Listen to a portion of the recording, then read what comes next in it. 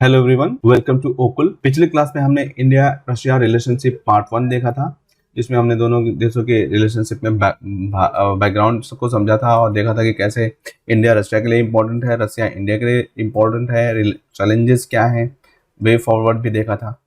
आज हम India Russia relationship को थोड़ा सा और ब्रॉडली डिस्कस करेंगे, ठीक है, पार्ट 2 में एंड फाइनल पार्ट में। So let's start our discussion. Political relation की बात अगर करें तो जो रसिया है वो इंडिया की जो परमानेंट मेंबरशिप के लिए जो दावेदारी है, इंडिया परमानेंट जो सीट है यूएनएससी में, ठीक है, जहाँ पे सिर्फ 5 ही परमानेंट मेंबर हैं और इसको और भी डाइवर्सिफाई करने की ज़रूरत महसूस करता है इंडिया। क्यों? क्योंकि जो यूनाइटेड जो अभी जो पूरी दुनिया है उसके सिनेरियो काफ़ी बदल चुके हैं। जब से वो ये रिलेशनशिप जब से ये यूएनएससी को फॉर्मेट किया गया है, बनाया गया है, उसके बाद से वैश्विक जो परिस्थितियां हैं वो काफ़ी कुछ बदल चुकी हैं। तो ऐसे में अभी बदलाव महसूस किया जा रहा है कि यूएनएससी में भी बदलाव किया जाए, जो चीज़ें बदल रही हैं उनको देखा जाए, ठीक है। तो इसलिए जो है इंडिया परमानेंट मेंबरशिप की दावेदारी करता है और रसिया जो है इंडिया का सपोर्ट करता है। रसिया जो है कश्मीर के इश्यू पर भी सपोर्ट करता है। जैसे कि पिछली क्लास में हमने समझा था कि जब रसिया के फर्स्ट जो है सेक्रेटरी, जो फॉरेन सेक्रेटरी थे, इंडिया आए थे, जब हमारे प्रधानमंत्री 1955 में रसिया गए थे, उसके बाद से वो इंडिया आए थे। और जब इंडिया वो आए थे तो उन्होंने उस समय जो कश्मीर था उसको भारत का सॉवरेन एक तरीके से एरिया बताया था। तो ये रिलेशनशिप जो है यहाँ पे इम्प्रूव करने की ज़रूरत थी। और ये जो है, और उसके बाद से जो ये फोरम्स हैं जैसे कि ब्रिक्स हो गया, एससीओ हो गया, वहाँ पर भी इंडिया और रशिया के बीच में रीजनल फोरम्स पे भी कोऑपरेशन होता है। तो ये पॉलिटिकल रिलेशन का एक दृष्टिकोण दिखाई देता है। अगर हम बात थोड़ा सा और यूएनएससी के बारे में करें तो आप ये देख सकते हो, ये यूएनएससी की करंट मेंबर्स हैं, ठीक है, 5 मेंबर्स हैं। और जो यूएनएससी जो परमानेंट मेंबर हैं उनको क्या है कि वीटो के राइट्स मिले हुए हैं। और चाइना, फ्रांस, रशिया, ठीक है, और यूके, यूएसए इसके परमानेंट मेंबर हैं। और जो नॉन परमानेंट मेंबर हैं, अफ्रीका से 3, एशिया से 2, और लैटिन अमेरिका से 2, और वेस्टर्न यूरोप या अन्य से 2, और ईस्टर्न यूरोप से 2 हैं। और जो सिक्योरिटी काउंसिल की जो प्राथमिक जो काम होता है वो है यूएन के अंदर जो इंटरनेशनल शांति और सुरक्षा है, अंतर्राष्ट्रीय शांति और सुरक्षा है, उसको मैनेज करना है। और it is only United Nations organ that has a power to make decisions that member states are obliged to implement. एक ऐसी ही मात्र ऑर्गेनाइजेशन है जिसमें जो भी डिसीजंस लिए जाते हैं उसमें जो मेंबर हैं, सदस्य राष्ट्र हैं, उनको ये अप्लाई करना, मतलब इम्प्लीमेंट करना एकदम अनिवार्य हो जाता है, नेसेसरी हो जाता है। तो ये यूएनएससी की जो है इम्पोर्टेंस बताता है। यहाँ पर इकोनॉमिक रिलेशन देखा जाए तो अगर दोनों जो है दोनों के जो है institutionalised CEOs forum and agree to लिबराइज,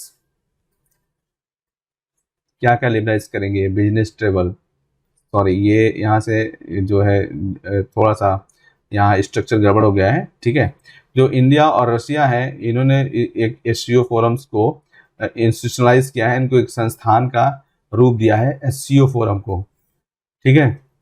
और जो बिजनेस ट्रेवल है, व्यापार के लिए जो ट्रेवल है, यात्रा है, उसको और भी उदार बनाने की कोशिश किया है। और आगे जो दोनों कंट्री जो है बायलेटरल ट्रेड अगर बात करें तो 20 बिलियन डॉलर, और जो set investment target of the achieving 50 billion dollar 2025 तक 50 बिलियन डॉलर करने का है इनका जो व्यापार इन्वेस्टमेंट का टारगेट है।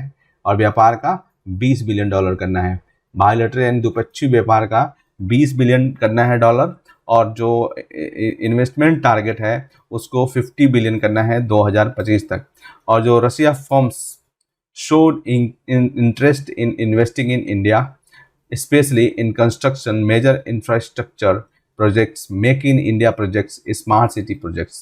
तो कुछ रसिया के जो फर्म्स हैं, ठीक है, वो अपना ये इंटरेस्ट दिखाती हैं कि वो इंडिया में क्या करना चाहती हैं, निवेश करना चाहती हैं। निवेश कहाँ करेंगी? विशेष रूप से कंस्ट्रक्शन जो निर्माण के क्षेत्र हैं और जो महत्वपूर्ण आधारभूत संरचना की परियोजनाएं हैं और जो मेक इन इंडिया की परियोजनाएं हैं, स्मार्ट सिटी के लिए जो परियोजनाएं हैं, ठीक है, उनमें रशियन फर्म्स जो है रुचि रखती हैं इन्वेस्ट करने के लिए, निवेश करने के लिए।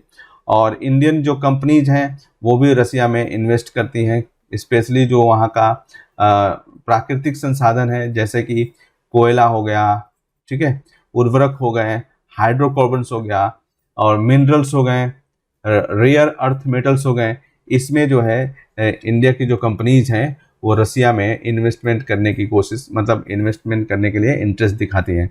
तो दोनों देश जो है इस तरीके से अगर इकोनॉमी के लेवल पे देखा जाए तो काफ़ी कुछ स्कोप है, नए एरियाज भी हैं, जैसे कि रोबोटिक्स हो गया, ठीक है, रोबोटिक्स की फील्ड में भी और टेक्नोलॉजीज़ के फील्ड में काफ़ी टेक्नोलॉजीज़ के ज़रूरत इंडिया को है इस समय अपनी इकोनॉमी को और ज़्यादा मतलब ग्रो कराने के लिए, ठीक है। टेक्नोलॉजी से क्या फ़ायदा होता है?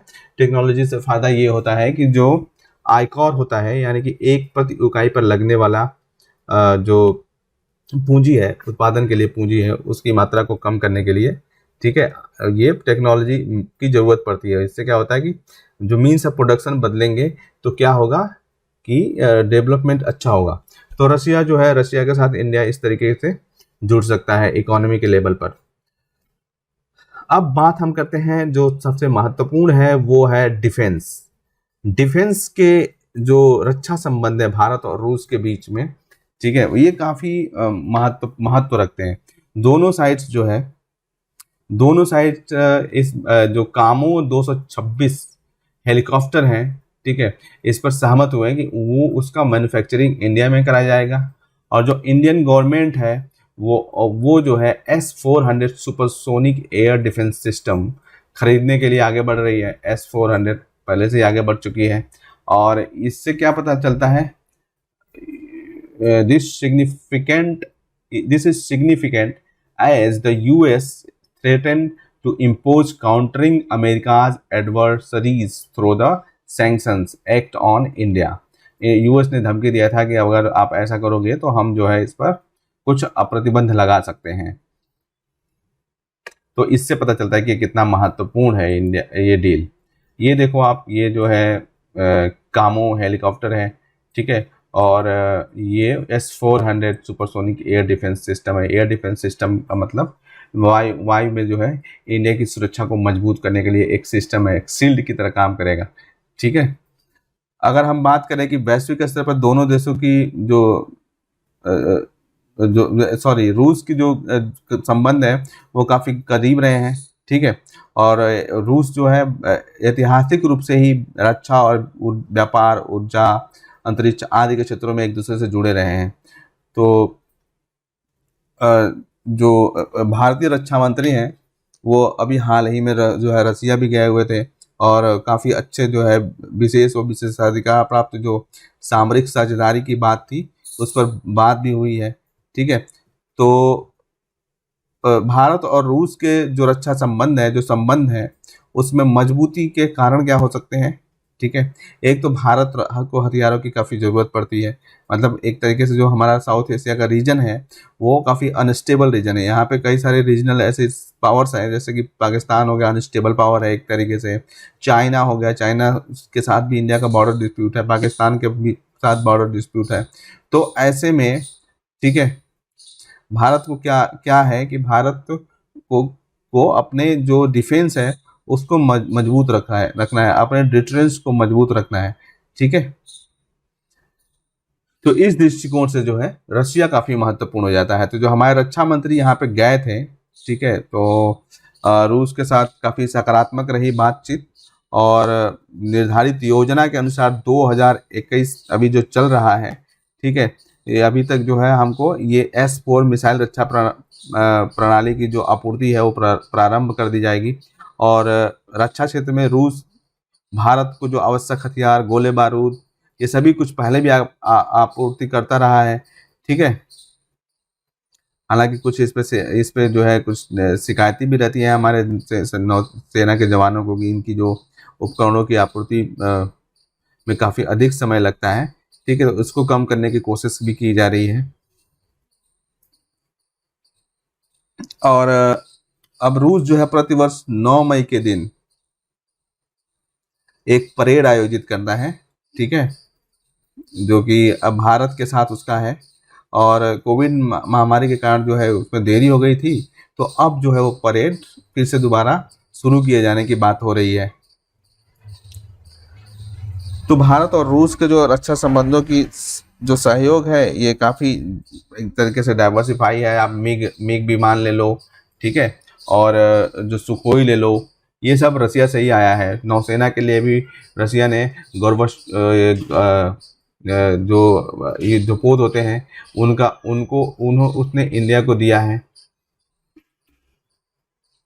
नेक्स्ट हम देखते हैं एंटी टेररिज्म से रिलेटेड रिलेशनशिप, मतलब आतंकवाद के विरुद्ध। तो दोनों देश जो है स्ट्रांगली जो है टेररिज्म को कंटेन करते हैं, किसी भी फॉर्म में हो, और जो टेररिस्ट के लिए सेफ हेवन कंट्रीज हैं उनको उनका विरोध करते हैं। क्योंकि जो रसिया है वो भी चेचन्या आतंकवादियों से पीड़ित रहता है। चेचन्या क्षेत्र में वहाँ पर भी एक तरीके से एक अलगाववादी मूवमेंट चल रहा है रसिया के खिलाफ, जिसको लेकर के रसिया जो है काफ़ी परेशान रहता है। तो इस दृष्टिकोण से भी ये जो एंटी टेररिज्म का रिलेशनशिप है दोनों देशों के बीच में। और इंडिया का तो मालूम ही है कि इंडिया जो है किस तरीके से किस हद तक टेररिज्म से परेशान है। एक तो स्टेट स्पॉन्सर टेररिज्म है, ठीक है, इंडिया में नॉर्थ ईस्ट में अलग टाइप का टेररिज्म है, और ये जो सेंट्रल इंडिया जो भारत का मेन लैंड है वहाँ पे नक्सलिज्म है। इस तरीके की जो समस्याएं हैं। Civil nuclear relationship, India and Russia jointly developed Kudankulam nuclear power plant. जो कुड्डनकुलम न्यूक्लियर पावर प्लांट था, ठीक है, वो जो है इंडिया और रसिया दोनों ने मिल करके बनाया था। और दोनों ने 12 न्यूक्लियर प्लांट्स जो है इंडिया में आने वाले दशकों में बनाने पर सहमति और समझौते मतलब किए हैं। स्पेस रिलेशन जो है, जो हमारा सीडैक है और जो रसिया का ग्लोसनास्ट है, इन्होंने एक एग्रीमेंट पर हस्ताक्षर किया है ताकि जो तकनीक आधारित जो कि सैटेलाइट नेविगेशन पर है, जो आधारित तकनीक है, जो सैटेलाइट नेविगेशन पर आधारित तकनीकी हैं, ठीक है, उनमें दोनों सहयोग करेंगे। ग्लासनोज क्या है कि रसिया का जो है एक नेविगेशन सिस्टम है, रशिया का नेविगेशन सिस्टम है ग्लासनोज। ग्लासनोज से इंडिया पहले इसकी हेल्प लेता था ताकि जो है वो क्योंकि जो जीपीएस था अमेरिका का जो जीपीएस था वो सिर्फ सिविल यूज़ के लिए अमेरिका ने इंडिया को दिया था, लेकिन ग्लासनोज में जो है मिलिट्री पर्पजेस के लिए भी यूज़ करने का एक तरीके से दृष्टिकोण इसमें था और रसिया ने अलाउ किया हुआ था। तो ये काफ़ी पुराना और काफ़ी अच्छा संबंध है दोनों देशों के बीच में। अब इंडिया ने अपना एक जीपीएस सिस्टम जो है डेवलप किया है, जिसको नाविक नाम दिया गया है, ठीक है। तो ये दोनों के बीच में कोऑपरेशन हुआ कि इस जो सैटेलाइट बेस्ड नेविगेशन सिस्टम्स हैं, सैटेलाइट नेविगेशन सिस्टम, उससे जो संबंधित तकनीकी हैं वो दोनों देश जो है आपस में विकसित करेंगे। और 2015 जो था वो 40वां एनिवर्सरी था जो इंडिया की पहली सैटेलाइट है आर्यभट्ट जो लॉन्च की गई थी रशिया के लॉन्च व्हीकल सोयूज से, ठीक है। तो 2015 में इसकी 40th एनिवर्सरी मनाई गई थी। भारत का पहला जो आर्यभट्ट था। उसके बाद से आप सोच सकते हो कि इंडिया ने काफ़ी तेज़ी से ग्रोथ किया है इसरो ने, और इसरो ने जो है माइलस्टोन हासिल करा है इस फील्ड में, जो स्पेस के फील्ड में। Russia also signed an agreement to train Indian astronauts को ट्रेन करने के लिए भी जो है रसिया ने एक समझौता साइन किया है, जाकि इंडिया का जो पहला स्पेस मैन्ड मिशन शुरू होने वाला है। कहाँ पर कब शुरू होने वाला है ये? गगनयान, इसको गगनयान नाम दिया गया है। और ये प्रोजेक्ट जो है 2022 में इंडिया जो है अंतरिक्ष में फर्स्ट मैन्ड स्पेस मिशन करने वाला है, जो कि भारत के काफ़ी महत्वाकांक्षी मिशन है। और ये जो है भारत की जो शक्ति है अंतरिक्ष के क्षेत्र में उसको पूरी दुनिया में एक नए तरीके से स्थापित करेगा। और आज भी भारत की जो इसरो की पावर है वो काफ़ी मतलब जानी जाती है पूरे वर्ल्ड में। इसरो ने कमर्शियल फ्लाइट्स भी शुरू कर दिए हैं, मतलब कि जो है वाणिज्यिक उड़ानें करता है, यानी कि दूसरे देशों की सैटेलाइट्स जो है भारत अंतरिक्ष में भेजने का काम भी करता है इसरो। सेटेलाइट बेस्ड जो नेविगेशन सिस्टम ग्लासनोस है वो आप यहाँ पे देख सकते हो। ठीक है, सेटेलाइट बेस्ड जो नेविगेशन सिस्टम है ग्लासनोस, उसमें क्या होता है कि सेटेलाइट के आधार पर जो ये नेविगेशंस किए जाते हैं। यानी कि कहीं पर भी आप जैसे जीपीएस लगा करके कोई चीज़ देखते हो कि आपको यहाँ से यहाँ जाना है, तो उसकी जो नेविगेट किया जाता है उसमें, तो इसी तरीके से। और मॉनिटरिंग, निगरानी, ये सब सारे काम जो है इसके माध्यम से किए जा सकते हैं। तो ग्लासनोस्ट जो था रसिया का था, और रसिया के ग्लासनोस्ट का प्रयोग इंडिया के मिलिट्री पर्पसेस के लिए भी किया गया था। और अन्य अगर रिलेशंस की बात करें तो हाल ही में इंडिया ने रसिया की जो वैक्सीन है स्पुतनिक वी, जो कि इमरजेंसी यूज ऑथराइजेशन के तहत जो है अप्रूव कर दिया है। स्पुतनिक वी किसका वैक्सीन है? स्पुतनिक वी जो है कोविड-19 का वैक्सीन है, कोरोना महामारी का वैक्सीन है, जिसको इंडिया ने अप्रूव कर दिया है। और apart from Hindi language such as Tamil, Marathi, Gujarati, Bengali, Urdu, Sanskrit and Pali are also taught in Russian institute. ये जो है रसिया के संस्थानों में हिंदी तो पढ़ाई ही जाती है, उसके साथ तमिल, मराठी, गुजराती, बंगाली, उर्दू, संस्कृत, पाली, ये सब भी पढ़ाई जाती है। तो ये आप देखो कि कितनी महत्वपूर्ण बात है, मतलब कितनी अच्छी बात है। इंडिया की जो सॉफ्ट पावर है उसको यहाँ पे दिखाता है, इंडियन कल्चर, इंडियन जो लैंग्वेज है उसका इफेक्ट रसिया में दिखाता है। तो ये काफ़ी जो है एक तरीके से बड़ी बात है। और ऐसे ही भारत में भी जो है कल्चरल अगर दृष्टिकोण से बात करें तो भारत रूस जो है सांस्कृतिक परिषद है दिल्ली में। ठीक है, तो भारत रूस जो सांस्कृतिक परिषद है उसका काफ़ी जो है दोनों देशों के बीच में कल्चरल रिलेशनशिप को मजबूत करने में काफ़ी महत्व है। और कल्चरल रिलेशनशिप जो है जो इंडिया की सॉफ्ट पावर पॉलिसी है उसको दिखाता है। और India extended 1 billion as a line of credit for the development of Russian far east. जो पहले हमने बात किया था पिछली क्लास में कि जो रसिया का सुदूर पूर्वी क्षेत्र है, ठीक है, तो जो सुदूर पूर्वी क्षेत्र है वो जो काफ़ी कम डेवलप्ड है।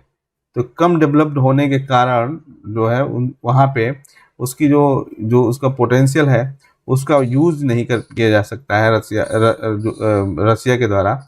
और रसिया उसके लिए जो है क्या करता है कि चाइना की हेल्प ले रहा था।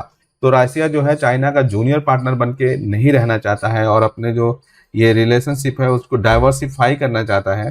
तो इसलिए क्या हुआ कि इंडिया ने क्या किया, रसिया का सहयोग करने की सोची और रसिया को जो है हेल्प देना शुरू कर दिया है। अभी लाइन ऑफ क्रेडिट दिया है, यानी कि $1 बिलियन तक जो है रशिया इंडिया से अपने जो फार सुदूर के रीजन है उसके विकास के लिए ले सकता है। अब यहाँ पे एक जो है चीज़ है जैसे कि stagnation between the India Russia relationship. Russia और इंडिया के बीच में रिलेशनशिप है जो उसमें थोड़ी स्टैग्नेशन यानी थोड़ी कमी आई। तो इसके बारे में हम देखते हैं कि क्यों ऐसा क्या हुआ। ठीक है, तो growing economic relations between Russia and China, जो आर्थिक संबंध है वो अब रसिया और चाइना के बीच में काफ़ी तेज़ी से बढ़ रहे हैं। Economic stagnation and international sanctions imposed bye US के द्वारा जो आर्थिक प्रतिबंध लगाए गए और यूरोपीय कंट्रीज़ के द्वारा वो रसिया की जो अर्थव्यवस्था है उसको काफ़ी बुरी तरीके से प्रभावित किया है। और रसिया ने also have made efforts to its strategic outreach towards the China since Ukraine crisis. और रसिया जो है यूक्रेन में जब जो क्राइसिस हुआ था उसके बाद से जो सामरिक अपनी जो पहुंच है वो चाइना की तरफ करने की काफ़ी कोशिश करी। तो recently Russia has also sold Su-30 MK2 fights which are likely to have a tangible impact on the Sino-India military balance and Indian security। तो रसिया ने जो है ये Su-30 MKK-2 फाइटर्स जो थे उनको चाइना को बेचा है। और इससे क्या होगा कि इसका जो एक अदृश्य प्रभाव जो पड़ेगा वो सीनो इंडिया मिलिट्री के बीच में जो संतुलन है, ठीक है, और जो इंडिया की जो सिक्योरिटी है उस पर इसका प्रभाव पड़ेगा। चाइना और मजबूत हो जाएगा थोड़ा, ठीक है, और इंडिया को इससे जो है डरने की बात है, ऑब्वियसली डरने की बात है, क्योंकि चाइना जो है, चाइना के साथ हमारा बॉर्डर डिस्प्यूट है और चाइना हमारा क्या है, परंपरागत दुश्मन है, तो इसलिए डरने की बात इसमें जाहिर है। और Russia have also started military exercises and defence trade with Pakistan. Russia जो है पाकिस्तान के साथ भी सैन्य अभ्यास शुरू कर दिया है, डिफेंस ट्रेड शुरू कर दिया है। और चूंकि जब रसिया ने देखा कि इंडिया जो है यूएस और उसके जो ग्रुप्स हैं, इजराइल है, उसकी तरफ इंडिया का झुकाव हो रहा है, तो रसिया ने भी अपना जो है जो पार्टनर्स हैं उनको डाइवर्सिफाई करने की कोशिश किया और ईस्ट की तरफ देखने की कोशिश में रसिया जो है पाकिस्तान के, चाइना इनके करीब चला गया और इंडिया वेस्ट की तरफ देखने की कोशिश में यूएस और उसके जो पार्टनर्स हैं उधर चला गया। ठीक है, तो अभी रसिया ने जो है पाकिस्तान के साथ भी एक मिलिट्री एक्सरसाइज और डिफेंस ट्रेड शुरू कर दिया है। Diversified defence procurement, India's effort at bringing in other partners such as United States, Israel, France has also impacted relationship, जिसके बारे में अभी हम बात कर रहे थे। पाकिस्तान, फ्रांस के साथ इंडिया ने राफेल की डील करी थी। इजराइल जो है अब इंडिया का एक महत्वपूर्ण जो है डिफेंस ट्रेड पार्टनर के रूप में उभर रहा है। इजराइल के साथ इंडिया और भी टेक्नोलॉजीज को लेकर के जो है काफ़ी क्लोज गया है, लाइक एग्रीकल्चर के फील्ड में सस्टेनेबिलिटी लाने के लिए और जो जो जो हमारे रिसोर्सेज का नुकसान होता है एग्रीकल्चर में उसको सही करने के लिए।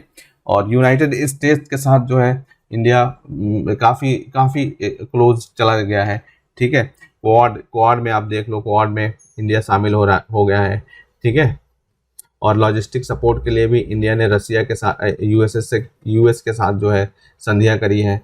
ठीक है, तो यूएस के साथ जो है इंडो पैसिफिक रीजन में इंडिया काफ़ी एक्टिवली पार्टिसिपेट करने की कोशिश में लगा हुआ है। तो ऐसे में क्या है कि रसिया से वो इंडिया दूर चला गया है एक तरीके से कहा जाए तो। And India's growing proximity to the United State, अगर रसिया की यूनाइटेड स्टेट की तरफ जो इंडिया की जो प्रॉक्सिमिटी है, नज़दीकियाँ हैं जो बढ़ रही हैं, जिसके बारे में अभी हम बात कर रहे थे। Rapidly expanding ties and growing defense relationship between India and Russia, and India is joining quadrilateral groups led by the US has led to a straight shift in the Russian foreign policy। और Russian foreign policy में इससे काफ़ी बड़ा बदलाव आया है।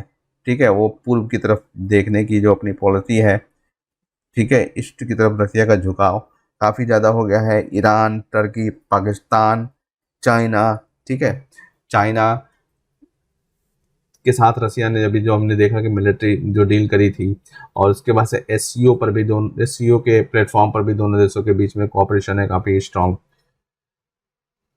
तो ये जो है स्टैग्नेशन को दिखाता है।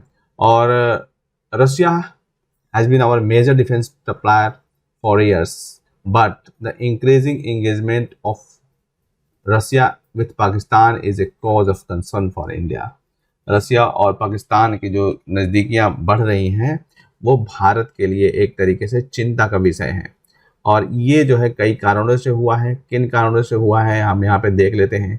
ठीक है, India increasing engagement with US से, जैसा कि यूएस के साथ बढ़ रहा है भारत, उसकी कीमत चुका रहा है। ठीक है, और हाल ही में जो ये लेमोआ, ठीक है, एग्रीमेंट इंडिया और जो है साइन किया है रसिया यूएसए के साथ। ठीक है, और डाइवर्सिफिकेशन ऑफ डिफेंस परचेसेस, जो हमारा डिफेंस परचेसेस है उसको हमने विविधीकृत किया है। Along with the US we purchase arms, मतलब हम हथियार खरीदते हैं अभी फ्रांस से भी, इजराइल से भी, जैसे हम बात कर रहे थे। ठीक है, तो इसलिए रसिया को अब जो है एक नया मार्केट खोजना पड़ा। तो ऑब्वियस सी बात है, ये जो जो वर्ल्ड जो फॉरेन पॉलिसी होती है वो व्यवहारिकता पे ज़्यादा डिपेंड करती है, रियलिज्म पे ज़्यादा डिपेंड करती है। हालांकि इसका आइडियोलिज्म का कोई रोल नहीं होता है इसमें ज़्यादा।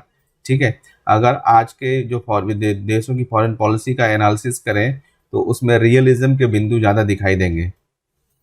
Strategic location of Pakistan, Pakistan की जो एक सामरिक स्थिति है, it is a gateway to West Asia, पश्चिम एशिया के लिए यह एक गेटवे बना हुआ है। Russia which can act as a counter to the US needs to protect allies in west. और रसिया जो है यूएस का एक तरीके से काउंटर बन सकता है, तो उसको ज़रूरत है कि वो क्या करेगा, जो पश्चिम में उसके जो दोस्त हैं उनकी रक्षा करे, और पाकिस्तान जो है इस मामले में सबसे पहले नंबर पर आएगा। तो जाहिर सी बात है कि रसिया जो है पाकिस्तान की मदद करेगा। अभी की जो सिनेरियो है उसमें क्या है कि अब देखोगे आप कि यहाँ पर अफगानिस्तान में तालिबान की सरकार बन चुकी है, तालिबान सत्ता में आ गया है। तालिबान सत्ता में आया, India is a democratic country, India एक डेमोक्रेसी है, ठीक है। तो इंडिया शुरू में तो इंडिया ने ये जो तालिबान है, तालिबान को रिकॉग्नाइज करने से मतलब साफ मना कर दिया था, क्योंकि जो इंडिया तालिबान को जो है एक डेमोक्रेटिक यूनिट नहीं मानता है, और तालिबान जो है एक आतंकवादी संगठन की तरह ही माना जाता रहा है अभी तक, हमारे जो नीति निर्माता रहे हैं। तो लेकिन जो रसिया है और जो चाइना है, जो पाकिस्तान है, रशिया, चाइना एंड पाकिस्तान, इन्होंने क्या किया है, इनको एक तरीके से रिकॉग्नाइज कर लिया है। और अब ये तीनों जो है एक साथ आगे बढ़ रहे हैं अफगानिस्तान में। रशिया और चाइना एक और पाकिस्तान दोनों है जो है एक साथ आगे बढ़ रहे हैं। मॉस्को फॉर्मेट आप देखोगे कि जो अफगानिस्तान की समस्याओं के लिए बातचीत होती है उसमें इंडिया को इनवाइट नहीं करा जाता है। तो ये एक तरीके से जो है इंडिया के लिए भी सोचनीय है। अब चाइना और पाकिस्तान, अभी हाल में खबर आई कि चाइना और पाकिस्तान ने जो है अफगानिस्तान में वो क्या बोलते हैं उसको, सॉरी, जो बेल्ट एंड रोड इनिशिएटिव्स है उसके तहत जो सीपेक है, चाइना पाकिस्तान कॉरिडोर है, उसको एक्सटेंड करने की बात कर रहे हैं तालिबानियों के साथ। तो वो एक्सटेंड करके अफगानिस्तान में भी ले जाएंगे। तो एक तरीके से जो इंडिया की अपनी जो स्ट्रेटजी थी कि हम जो है चाबहार पोर्ट से अफगानिस्तान जाएंगे और वहाँ से हम अपने को वहाँ पे इस्टेब्लिश करेंगे और हम जो है वेस्ट के साथ भी लिंक कर पाएंगे। तो वहाँ पे अब इंडिया का थोड़ा सा अभी हमने थोड़ी देर कर दी है अपनी जो नीतियाँ हैं उनको घोषित करने में, बनाने में। क्योंकि जब अमेरिका ने अपने सैनिकों को हटाने की कोशिश जब घोषणा करी थी उसी समय इंडिया को इसके लिए अपनी स्ट्रेटजी बनानी चाहिए थी, लेकिन उसमें कुछ देरी हो गई। और जो उसका जो फ़ायदा है अब ये तीनों कंट्रीज़ लेने की में लगे हुए हैं। और पाकिस्तान, अमेरिका का वहाँ से, यूएस का वहाँ से जाना अफगानिस्तान का अपने आप में जो है रसिया के लिए एक बड़ी बात है। इससे क्या होगा कि रसिया को तो एक जो खतरा था सिक्योरिटी को लेकर वो भी खत्म हो जाएगा, और दूसरी बात कंपटीशन यहाँ पे अब यूएस का जो है डेंजर है वो ख़त्म हो जाएगा वेस्ट की एशिया के क्षेत्र में। तो रसिया, चाइना और पाकिस्तान जो रीजनल पावर्स हैं, ठीक है, वो अपना डोमिनेंस यहाँ पे दिखा पाएंगे और एक तरीके से वो इसको बैलेंस करने की कोशिश करेंगे। और इंडिया चूँकि अब यूएस के करीब जा रहा है तो इस दृष्टिकोण से भी इंडिया को एक तरीके से अलग थलग करने की कोशिश की जा रही है। और पाकिस्तान की रणनीति रही है कि अब जो वहाँ पे अफगानिस्तान में इंडिया को हटाना था, क्योंकि वहाँ पे जो बलूचिस्तान रीजन है वहाँ पे जो मूवमेंट चल रहा है against the Pakistan liberation movement, उससे उससे जो है उससे बचने के लिए उसमें जो है उस वहाँ पे इंडिया के इंटरफेयर को रोकने के लिए पाकिस्तान के लिए ज़रूरी था कि इंडिया को यहाँ से डिस्प्लेस किया जाए। तो तालिबान के साथ, तालिबान चूँकि पॉजिटिव गेस्चर तो दे रहा है कि हम जो है इंडिया में जो भी प्रोजेक्ट यहाँ पे चल रहे हैं उनको चलाएंगे, हम पहले वाले जो तालिबान है उससे अलग रहेंगे, ठीक है, अलग की पॉलिसीज और नीतियाँ अपनाएंगे, हम दुनिया के साथ जुड़ना चाहते हैं। तो इन सब पे देखते हुए इंडिया को ज़रूर जो है अपना स्टेप उधर लेना चाहिए, ठीक, और रसिया के साथ आगे बढ़ना चाहिए, इस मुद्दे पर कोऑपरेशन को डेवलप करना चाहिए इन कंट्रीज़ के साथ, रसिया, चाइना, पाकिस्तान के साथ जो है ये रियलिटी को एक्सेप्ट करना पड़ेगा कि वास्तव में ये यहीं पे रहेंगे और इनके साथ मिल करके ही हम जो अफ़गानिस्तान की समस्या है उसका समाधान भी कर पाएंगे। तो रसिया इंडिया के लिए काफ़ी महत्वपूर्ण है एशिया में, और एशियन जो सिक्योरिटी का कॉन्सेप्ट है उसके लिए भी। भले ही वेस्ट के साथ इंडिया का रिलेशनशिप जैसा भी हो, लेकिन रसिया जो हमारा मित्र है वो मित्र रहेगा, ठीक है, उसको बदला नहीं जाना चाहिए, उसको रिप्लेस नहीं किया जाना चाहिए। तो आज की क्लास हम यहीं पे ख़त्म करते हैं। फिर अगली क्लास में हम इंडिया और ऑस्ट्रेलिया के रिलेशनशिप को देखेंगे, जो कि आपके एग्जाम के लिए काफ़ी महत्वपूर्ण है। तो अगर अभी तक आपने हमारे चैनल को सब्सक्राइब नहीं किया है तो जल्दी से कर लीजिए, और साथ ही बेल आइकन को प्रेस कर लीजिए ताकि आपको हमारे आगे आने वाले वीडियोस के नोटिफिकेशन समय समय पर मिलते रहें। अगर आपको इस टॉपिक में समझाए गए किसी भी कॉन्सेप्ट को लेकर कोई भी क्वेरी है तो आप नीचे कमेंट सेक्शन में लिख सकते हैं। मैं खुद पर्सनली उसका रिप्लाई 24 घंटे के भीतर करूँगा। आप हमें सुझाव भी दे सकते हैं ताकि अगर ज़रूरत पड़े तो हम सुधार कर सकते हैं। आप हमसे हमारी ओकुल वेबसाइट, हमारे Facebook page, Twitter page, Telegram channel और ईमेल के माध्यम से भी जुड़ सकते हैं। ये सभी लिंक्स नीचे डिस्क्रिप्शन में दिए गए हैं।